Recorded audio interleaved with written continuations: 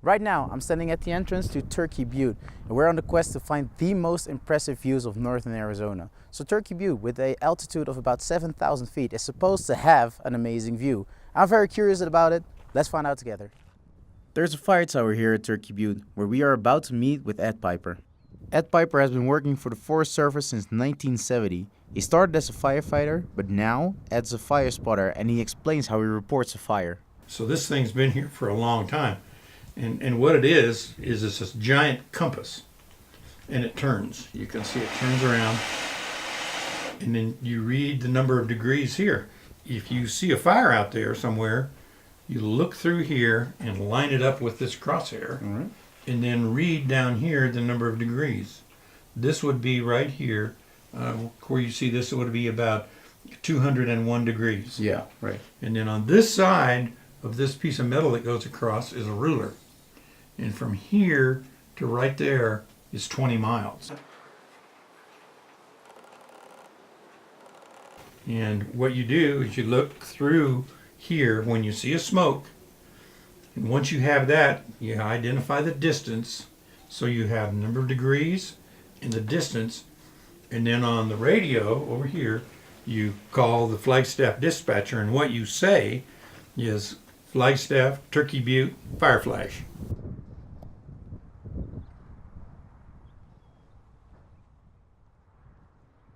Alright, so we've been to Turkey Butte, we've talked with Ed Piper, heard some amazing stories, saw some amazing views, but the next location we're gonna head to is Snowbowl. So we've arrived at Snowbowl, where we are about to take the chairlift ride to the top.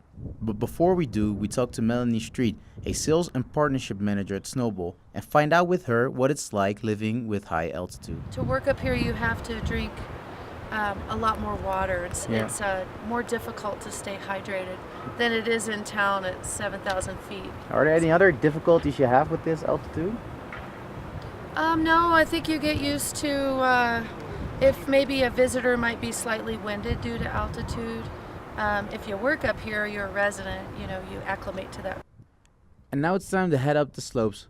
Upon arriving at the peak, we find out that because of a forest fire, we can't see the walls of the Grand Canyon. However, we did find something else. Unbelievable, they got snow up here.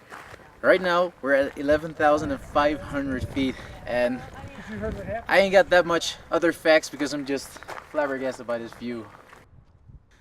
The top of Snowbowl is 11,500 feet in elevation, but the actual highest point of northern Arizona is Humphreys Peak at 12,600 feet. That's 1,000 feet more we would need to hike. And finally, to end our journey, we're heading for Jerome.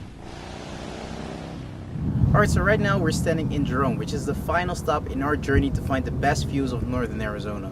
So Jerome is an old mining town founded in 1876, and it's located on Cleopatra Hill at 5,400 feet altitude.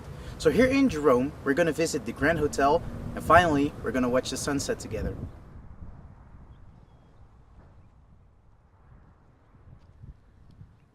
The Jerome Grand Hotel was built in 1926 initially as a hospital and changed into a hotel in 1994. It is known for being haunted, but it's also the highest building in Jerome, from where you can see the entirety of the valley. People from all over Arizona come to Jerome for the wonderful view of the Verde Valley from the heights of the Jerome Grand Hotel. We've been on an unbelievable journey together and we've seen some amazing views. I've been flabbergasted more than once and I hope you have been as well. But right now, I'm gonna enjoy this sundown.